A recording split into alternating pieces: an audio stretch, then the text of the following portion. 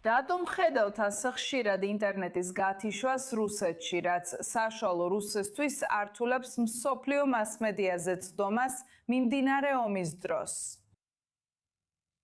რუსეთის მხრიდან დანაკარგები არ შემცირებულა, მაგრამ ისინი ბევრად ნაკლებია, ვიდრე უკრაინის მხრიდან დანაკარგები. და უნდა გახსოვდეთ, რომ რუსეთს აქვს, მაგრამ საქმე არც კი ეხება რიცხვებს. უბრალოდ რატომ ხედავთ ამ ინტერნეტ გათიშვებს? ხო, აუხსენიეს.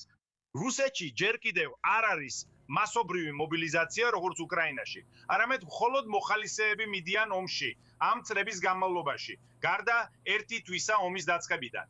და თუ ინტერნეტ შეხედავ, რუსეთი ახლა ცდილობს შექმნა საკუთარი ძირითადი მესენჯერი, რადგან ადამიანები, ხელისუფლებაში მყოფი ადამიანები ფიქრობენ, რომ ეს პოლიტიკურად ძალიან საჟიშია. თუ მთავარი მესენჯერები დასავლეთის ქვეყნების კონტროლის ქვეშაა, რომლებიც ფაქტობრივად მონაწილეობენ ჰიბრიდულ და პროქსი ომში რუსეთის წინააღმდეგ. აი ამიტომაც ხდება ეს, მაგრამ რუსების უმეტესობა, რა თქმა უნდა, სხვა მესენჯერებს იყენებს.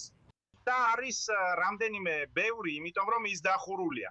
რაც შეეხება მობილურ ინტერნეტს, მას უკრაინული დრონები დასამიზნებლად იყენებენ. აი ამიტომ არის შეზღუდული. ხალხი ძალიან უკმაყოფილოა ამით. გულახდილად რო ვთქვათ, ძალიან უკმაყოფილოა. მაგრამ მიუხედავად ამისა, ისინი ეგუებიან იმას, რომ ეს რეალობაა. და ეს სხვათა შორის რეალობა იქნება ევროპულ ქვეყნებშიც რამდენიმე წელიწადში. კატერინა გიდო და პასუხი გაგეცა იმაზე, რაც სერგეიმ ახლა თქვა. მე მართლა ალბათ მხოლოდ ერთ რამეს ვიტყოდე. ის ფაქტი, რომ რუსები არ იღებენ თავიანთი მოკლული ჯარისკაცების ცხედრებს, მიუხედავად იმისა, რამდენი მათგანი დაიღუპა, კიდევ ერთი ნიშანია იმისა, რომ ისინი უბრალოდ არ ზრუნავენ საკუთარ ხალხზე. და მათ ალბათ არც კი იციან, საკმაოდ დიდი ალბათობაა, რომ მათ არც კი იციან დაღუპულთა რეალური რაოდენობა ამ ბოდვითი ომის გამო, რომელსაც ისინი აწარმოებენ. და ეს კიდევ ერთი ფაქტია, რომ უბრალოდ ის ფაქტი, რომ მათ არ სურთ იმდენი ცხედრის წაღება, რამდენიც დაეღუპათ, ან იქნებ უბრალოდ ვერ პოულობენ ამ ცხედრებს.